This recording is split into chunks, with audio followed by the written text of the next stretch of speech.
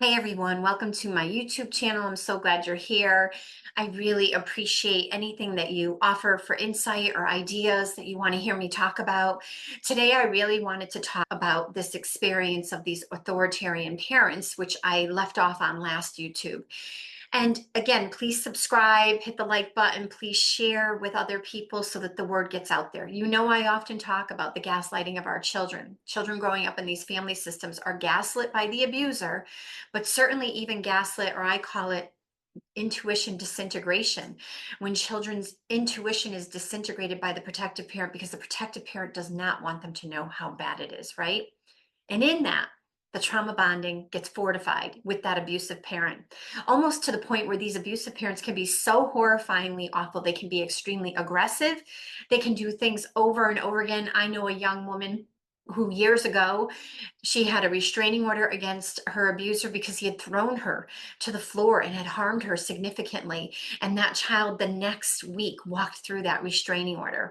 And it's important to point out that the judge didn't actually say she couldn't go and see the abusive parent, which just makes absolutely no sense. So there are so many problems in the system, which is why Amy Polacco and I, my co-author, wrote the book Framed. We have 22 of the bravest mothers. Their stories are every mother's stories living in the family court underworld. That's why we wrote it, because we want to really highlight that the system doesn't work either. The restraining order should have said that she couldn't actually walk through it, but the abuser made sure she knew that it didn't actually detail that she could go back to her other home. And in that, the child did that. But why?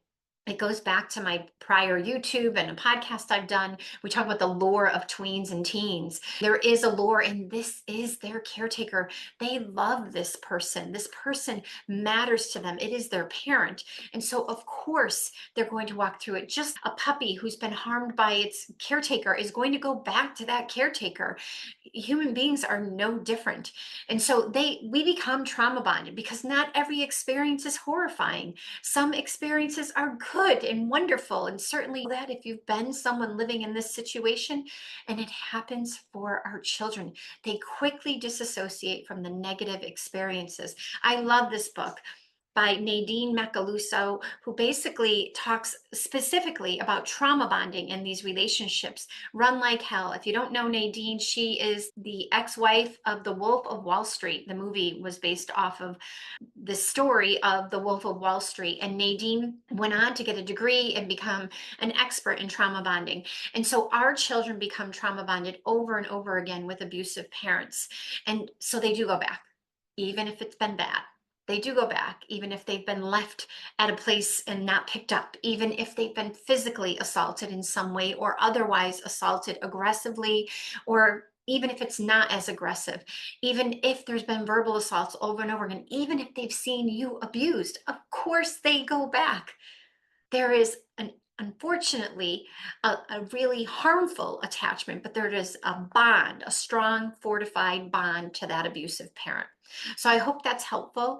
And I am again going to try to do 2 YouTubes a week so that you can continue to see information, and hopefully I am affirming your experiences and helping you in parenting our children who are so harmed. As you know, I have the Protective Parenting Program, which is a parenting program that teaches parents how to be therapists in their own home with their children.